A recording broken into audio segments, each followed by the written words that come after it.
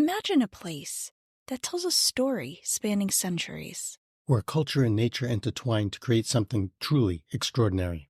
That's the beauty of UNESCO World Heritage Sites. I'm Abigail. And I'm Keith. And this is Global Treasures, the podcast that covers the history, travel tips, and legends surrounding one of the 1,223 World Heritage Sites each episode. These places have been identified as having universal cultural or natural significance that is so exceptional that it transcends national boundaries and is of importance to present and future generations. Welcome to Season 2, where we're going to explore the 45 sites that UNESCO added in 1979. In this episode, Keith and I will be introducing you to Madara Rider in Bulgaria. The Madara Rider is located near the village of Madara in northeastern Bulgaria, on the Madara Plateau east of Shumen. Imagine, if you will, a massive cliff face rising 100 meters or about 330 feet into the sky. Now, picture a knight on horseback carved into this sheer rock face about 23 meters or about 75 feet above the ground. This, my friends, is the Madara Rider, an extraordinary relief sculpture that has captivated historians and art lovers for centuries. Created at the beginning of the 8th century, this monumental equestrian relief is truly one of a kind. In fact, it's the only relief of its kind, with no parallel anywhere else in Europe. What makes it even more remarkable is that it has survived in its original state without any alterations for over 1,300 years. The sculpture itself is almost life-sized, depicting a horseman facing right, thrusting a spear into a lion lying at his horse's feet.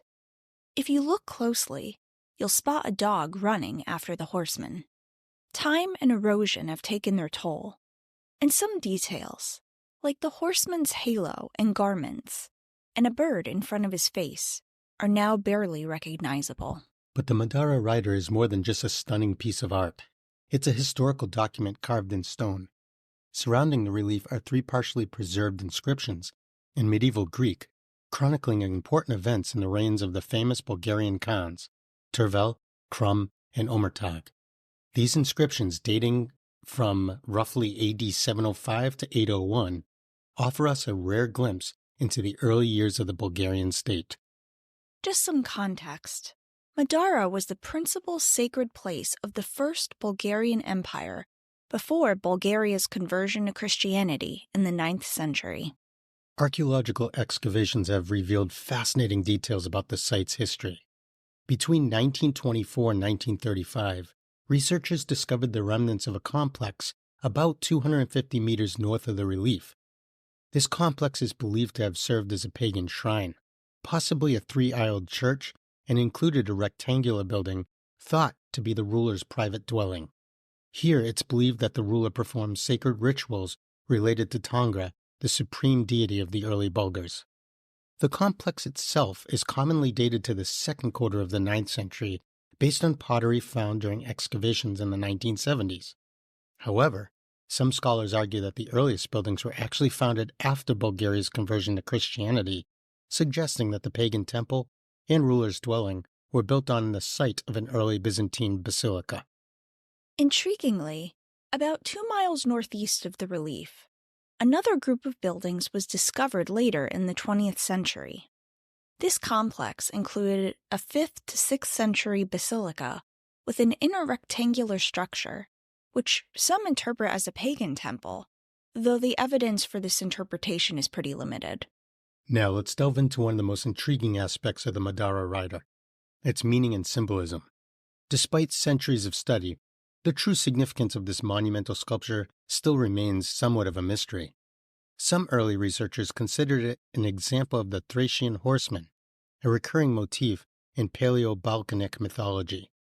This idea was gradually rejected due to the differences in iconographic details, such as the presence of the dog, which isn't typical in Thracian horseman depictions. Many scholars now connect the origin of the relief with the start of the Bulgar society, a semi-nomadic equestrian warrior culture from the Eurasian steppe. The hero horseman is indeed a common character in Turkic and Iranian Hellenic mythology. Others have noted similarities to Sasanian rock relief traditions, and some researchers have suggested connections to various deities. Some consider that the horsemen might represent or be related to Tangra, the supreme deity of the early Bulgars. Others have related it to the Iranian deity Mithra. There's also a simpler explanation that's gained traction as of recently. The relief might represent Khan Turval himself, who ruled from 701 to 718. This theory is supported by the fact that the oldest inscription near the relief mentions Turval by name. What we can say for certainty is that the Madara rider incorporates elements from various cultural traditions. Its monumental size and many specific details, like the stirrup, halo, and the bird, are generally part of Bulgar tradition. On the other hand, the rightward direction of the horseman and the presence of the lion are more typical of Thracian artistic conventions. The Madara rider isn't just a relic of the past. It continues to play a significant role in Bulgarian culture today. If you've ever handled Bulgarian currency, you might have seen a familiar equestrian figure. The Madara rider is depicted on some of the smaller Bulgarian coins. The 1 to 50 stotinki, issued in 1999 and 2000.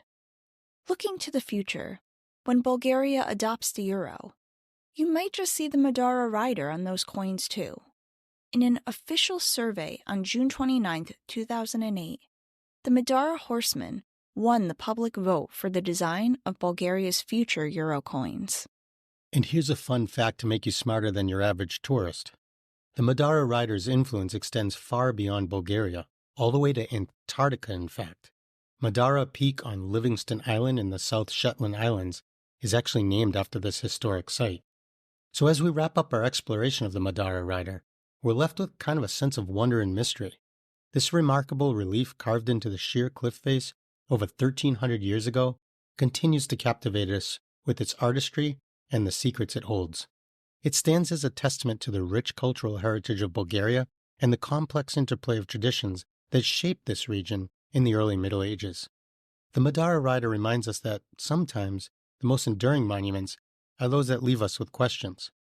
It challenges all of us to look closely, to consider the different perspectives, and to appreciate the intricate tapestry of history and culture that shapes our world heritage. Now that we've gotten a pretty good idea of this incredible monument, let's transition to learn the best way to visit and what to bundle with this site. For this, Abigail's the expert, so let's see what it takes to visit this site. Much like other sites, it's a bit removed from civilization, aka it's a bit of a logistical juggling act to figure out how to best get there. If you plan on visiting from another country, you'll want to fly into Sofia Airport, and then take a flight to Varna, and then take a train to Shumen, or just take the 8-hour-plus train ride from the airport. From there, taxi is probably the best way to get to the actual site. If you stay in Sofia, you're going to have the most options for hotels, restaurants, and other things to do, which I'll talk about in a bit. You can purchase tickets at the entrance, and it's cheaper to buy a self-guided tour, which comes in English or Bulgarian. If you're looking for tickets online, know that some sites don't refer to this as Madara Rider, but as Madara Horse Rider, so don't let that confuse you. At the site, there's a plaque in English with a short description of what you're seeing. You can climb to the fort at the top as well, but it is a bit physically strenuous. This will be a short visit, figure 30 to 45 minutes tops. And just knowing how inexpensive it is to visit independently, I think this is one site I would not recommend a tour because the ones I did find were pretty expensive. Yeah, I saw that staircase that's carved into the rock going up to the fort. It looked amazing, but they said it was over 350 steps. So what's the weather like? Like, when is the best time to visit and have a good chance at having some good weather since this is outside? So, winter gets as low as 5 degrees Celsius or 41 degrees Fahrenheit. And then during the summer, it gets as high as 30 degrees Celsius or 86 Fahrenheit. Peak rain hits in May and June, so that may not be the time you want to go. Also, if you do go during the summer, I would suggest going in the morning before the sun is at its highest to avoid sunburn. All right, got it. So it sounds like Madara itself is a tiny town and doesn't have much to do, from what I saw. Are there other things to do when visiting this site in Shumen or Vanna? This is way out of the way, so I can't imagine, unless you're a scholar planning to take extended time to study this relief, that you'd want to make a special trip just to see this site. Yes, and I know I pointed out before that the train ride to Sofia is long. It's about 8.5 hours. I think it's worth it because it's the capital and there really is so much to do. If you want to hear more about staying and visiting Sofia, go back and listen to our episode of Season 2, Number 9, which featured Bojana Church, another UNESCO site. In Shumen, other places you may want to visit include the Pliska National Historical and Archaeological Preserve, the Shumen Fortress Reserve, the 1300 Years of Bulgaria Monument, and the Tambul Mosque. In Varna, you can go to the Stone Forest, Sea Garden, Butterfly House, and Varna Archaeological Museum. So just some things to know. The main language is Bulgarian. Proficiency in English is not necessarily widespread outside of the larger cities. So it's interesting, I was curious to see how many people visit each year, and I actually couldn't find a statistic. That being said, I don't think this is a site that gets a huge number of visitors. I actually tried to find that in my research too, could not find it anywhere. All right, so I know we covered the food of this area in episode 9 of this season 2, but is there anything else to add that we didn't cover in that first episode? I would absolutely want to try patatnik, which is a dish made from potatoes, onions, and sometimes mint or egg. It almost reminds me of a pounded down tater tot into a big potato pancake or omelet. Also, I forgot that one of my all-time favorite desserts is very popular here. Halva is a sesame-based dessert with a fudge-like consistency. And the main ingredients typically include sugar, too much sugar, margarine or oil, and again, sesame paste that comes in a variety of flavors like chocolate or pistachio. And sometimes it's gluten-free too. Wow. Yeah, all that sounds wonderful as usual. So, you also dig into the urban legends surrounding these sites, and if I'm not mistaken, you've even been interviewed recently on another podcast about this part of your expertise. So, what'd you find out about this site? Yes, I did. Shout out to Jim Harold. I had a great time. So, simply put, some say that the Madara rider carving holds magical powers and can cure sickness because there's a picture of what some say is a scepter and not actually a spear. In the Tantrismic religion, celestial energy flows through scepters. And the idea is that this energy permeates the site. Oh, that's an interesting one, that the spear that's piercing the lion is actually maybe a scepter gathering celestial energy. And it's thought to have healing powers. That's really interesting. So this is kind of a unique legend compared to the early ones we've explored. I agree. Now, I want to end by talking about the historic preservation piece. What's being done to try to protect Madara Rider? First off, cleaning this site presents unique challenges. The purchase of special equipment to clean the monument was approved, so that piece has been somewhat easily solved. However, the main obstacle for this site is that the supporting rock is unstable. What I mean is, it's outdoors and thousands of years old. So even though the property itself is solid, wind, erosion, and water runoff is causing the rock to erode. There's been debate as some experts feel that the Madara Rider should be moved to keep it protected. But obviously, that's not UNESCO's ideal solution. All I can say is, I just want this incredible place to stay intact so future visitors can continue to enjoy this tribute to Bulgaria's unique history. Thank you for listening to the Global Treasures podcast. Please support the show by subscribing at Apple Podcasts, Spotify, or wherever you get your podcasts. and please leave us a 5-star review. You can also check us out on TikTok and Facebook. And that wraps up our exploration of the enigmatic Madara rider in Bulgaria. From its mysterious origins and intricate symbolism to its enduring cultural significance, this UNESCO World Heritage Site truly embodies the fascinating interplay of art, history, and mythology. We hope that this episode has inspired you to appreciate the importance of preserving such unique cultural landmarks. These ancient artworks not only connect us to our past, but also provide invaluable insights into the complex tapestry of human civilization and artistic expression. Our next episode will transport us yet to another captivating UNESCO site.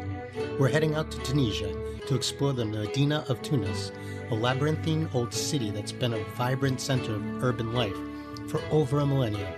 This walled city, with its narrow alleys, colorful souks, and stunning architectural gems, offers a fascinating glimpse into the rich tapestry of North African history and culture that has been the inspiration for countless stories, art, and even movies.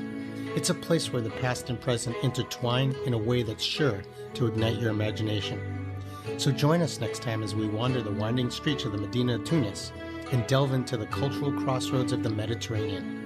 Until then, keep exploring, keep wondering, and keep treasuring this remarkable diversity of our world's heritage. See you on our next adventure.